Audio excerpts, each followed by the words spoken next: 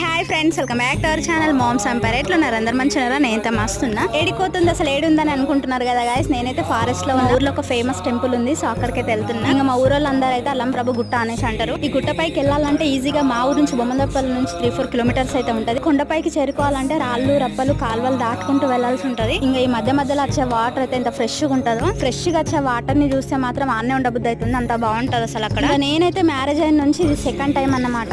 ఈ కొండపైకి శ్రావణ మాసంలో వస్తారైతే మళ్ళీ మాఘం అమావాస్యకు మాత్రమే ఈ కొండపైకి అయితే వెళ్తారు. అండ్ ఒక్కళ్ళు ఇద్దరైతే అస్సలు వెళ్ళారు, ఎందుకంటే ఇది ఫారెస్ట్ కాబట్టి పులులు సింహాలు తిరుగుతాయి కాబట్టి.